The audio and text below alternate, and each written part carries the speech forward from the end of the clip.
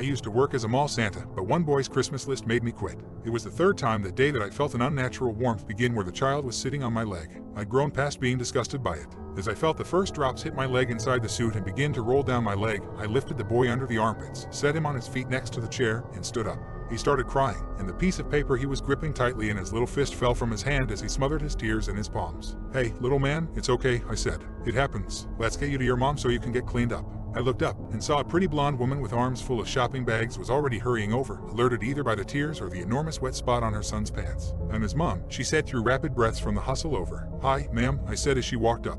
"It seems like we've had a bit of an accident." The mom's face flushed, clearly a bit embarrassed. "Oh, I'm so sorry. This has never happened before," she said. "It's really okay. Part of the job," I said, chuckling. The little dude was still bawling, which, I mean, fair. I generally don't love being covered in urine either, now not being an exception. I gave him my very best Santa head pat and told him again that it was okay. "Please, Santa, you have to let us get you cleaned up," the mom said. "Really? It's okay. I've got spare pants in the mall supply closet, and I can wash down real quick in there, too," I told her. "Can I at least pay you for the cleaning costs?" I quickly glanced down at her hand and saw no rings. The mall already handles all of that. "But maybe you would let me buy you a drink sometime?" I asked, hope in my voice. I thought maybe I could turn this pee situation into something nice, after all. The mom smiled this adorable, bashful smile, some of the flush returning to her cheeks. "That would be lovely," she said. "But you better not tell Mrs. Klaus." "Oh, don't worry. There's no Mrs. Klaus," I said, laughing. She grabbed a slip of scrap paper and a pen from a purse buried under the shopping bags and scribbled down her phone number. "My name's Molly, by the way," she said. "Give me a call when you're finished here, Santa." She grinned and walked off. I was thrilled.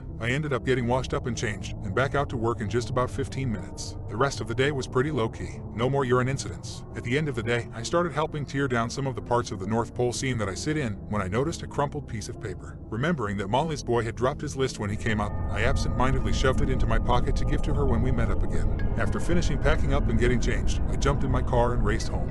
I wanted to at least take a shower and get myself cleaned up, to prove to her that I wasn't just some loser in a urine-soaked Santa costume. Getting up to my apartment, I pulled out the paper in my pocket and dropped it on my kitchen island. Grabbing my cell phone, I spun the piece of paper with Molly's phone number on it so that it faced me and dialed her number. As the phone rang, I noticed some bright colors on the crumpled list to Santa. The little guy must have drawn a picture for the jolly, red-suited fellow. I pulled it closer to me and was about to take a look when I heard the line connect. "Hello," I heard Molly ask. "Hi," I said cheerfully, absently pushing aside the drawing. "It's Santa." Molly laughed. "I've been looking forward to your call," she said. "I'm glad to hear it," I said. "Would you be up for having that drink tonight?" "Of course," she replied, a smile in her tone. She gave me the address of a favorite pub near her place. I promised to grab a quick shower and then text her when I was on my way. "Oh, and Santa," she said right before I hung up. "Why don't you bring that Santa suit for later? You never know, I just might end up on your naughty list." She giggled, then hung up. "So you can be sure I packed the Santa outfit."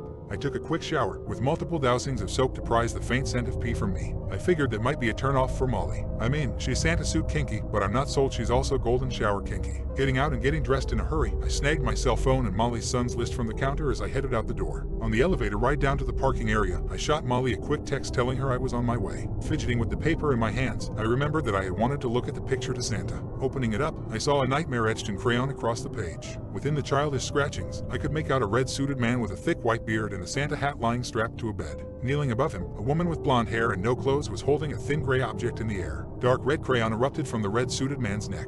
The boy had drawn his mother murdering a man dressed as Santa mid-sexcapade. The elevator reached the ground floor and I stood still in shock for so long that the doors opened and then reclosed, assuming I had gotten out. I kept staring at the drawing, and I noticed, seemingly muted by the geyser of red, a shape under the bed. It looked like a small boy, huddled, hands over his ears, hiding under the fountaining viscera. I gasped, and took an involuntary step back, almost tripping over the bag full of Santa suit I had set on the floor next to me. The elevator started moving again, startling me. I yelped. When the doors opened, it was at my floor, and I rushed out, bumping into my neighbor, who said something pissy to my back as they headed into the elevator. I unlocked my door, rushed in, and slammed it behind me, throwing the deadbolt. As the shock and adrenaline worked its way through my veins, I fell back against the door, slowly sliding down it until I sat on the floor. Eventually, I broke down and cried, grasping the drawing, the warning the boy had given me, tightly in my hand, just like he had this morning. And that was when my phone started ringing. It was Molly. I barricaded the front door to the cheerful ringtone as it rang over and over and over. When I felt the blood rushing in my ears begin to calm to a normal level, I took a few more deep breaths to settle my nerves. I could feel my chest heaving, and I tried to slow my breathing and embrace the silence of my home.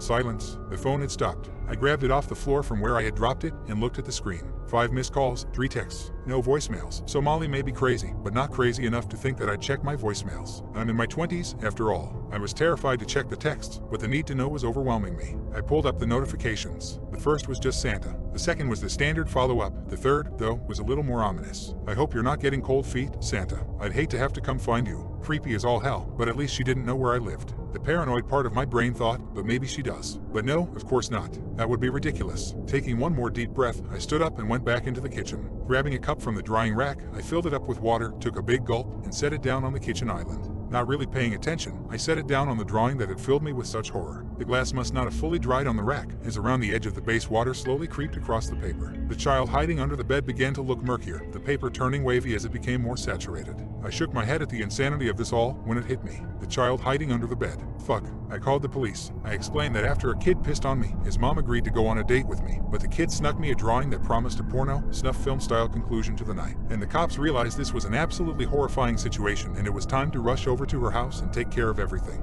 Except you and I both know that's total bullshit. It's the week before Christmas, and the cops are plenty busy without this strange-ass story of mine. So when the cop on the line told me, yeah, bud, we'll go check out that pub you mentioned as soon as we can to see if there are any women matching your description, I really couldn't blame him. I thanked him for his time, and decided it was time for me to step up. This kid needed Santa. The first thing I did was call Molly. My hand was shaking so bad, I almost dropped the phone. It rang 3 times, and I figured she was pissed at me and wouldn't answer when the line clicked and I heard her voice. Hey, Santa, she said, sounding irritated. Molly, hey, I said, trying to keep the tremor out of my voice. What's with the stand-up? I didn't expect you to be a jerk. Oh, Molly, I'm so sorry, I said. I hope the shakiness of my voice sounded like me being upset about being late, rather than my abject terror of this woman. She didn't need to know the gig was up just yet. The power went down in this part of town, and I got stuck in the damn elevator. And, of course, giant metal box, there was no service in there. Hopefully she wouldn't think to verify my alibi until after I'd gotten that kid to safety. Molly took a really deep breath, then sighed into the phone. I'm sorry, she said. I was really angry at you, but being trapped in an elevator sounds really terrifying. Look, it might be a little late to hit the pub. I just gave up on you and left 10 minutes ago and it was packed. Molly, I am really just so sorry. I feel like I really messed this up, I said. Don't be silly, she said. It's hardly your fault that the power went out. Like I said, it's probably too late to get a table at the pub, but maybe we could try another place. That would be awesome, I told her, a grin on my face. This was going smoothly. Too smoothly, but I wasn't going to overthink this. I just needed a chance to snatch her kid and then run with him to the cops. Forgive me if this is too forward, Molly, but I was thinking I could make it up to you by bringing over a bottle of wine, and we could have a nice little date at home.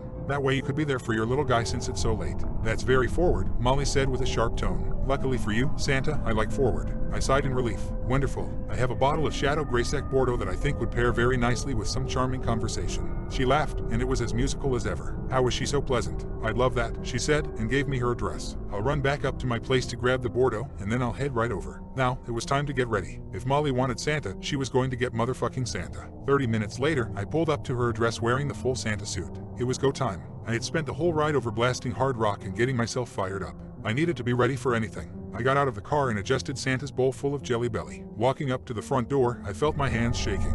I stabbed at the doorbell and missed. The shaking was so bad. I took a couple deep breaths, then reached out and rung the doorbell with confidence. It only took about 10 seconds before the door opened. She must have been near the door. Molly swung the door open. She was wearing a flowing black robe and had her hair pinned up. Hello, Santa, she said, her voice sultry as all hell.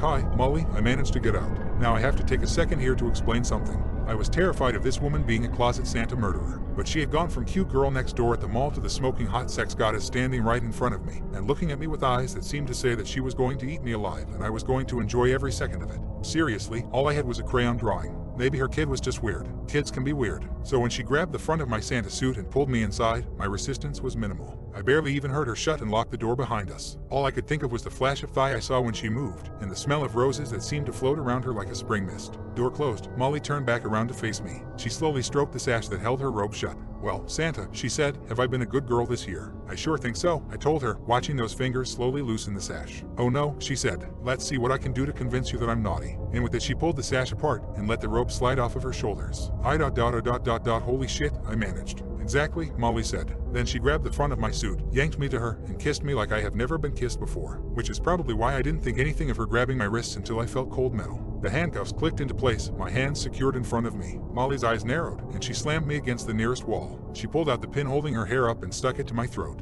I could feel exactly how sharp it was. You think I'm stupid, she snarled, the viciousness changing her voice into something entirely different from what I had heard from her before. I know you know. The brat must have got a hint to you somehow. But it's too late for you now, you stupid, stupid man. The annual Christmas sacrifice will go on. I will bathe in a fountain of Santa blood tonight. As she laughed and pressed the pointed tip of the pen tighter to my neck, only one thing was going through my mind. It's possible I could have handled this better. How was I going to get out of this?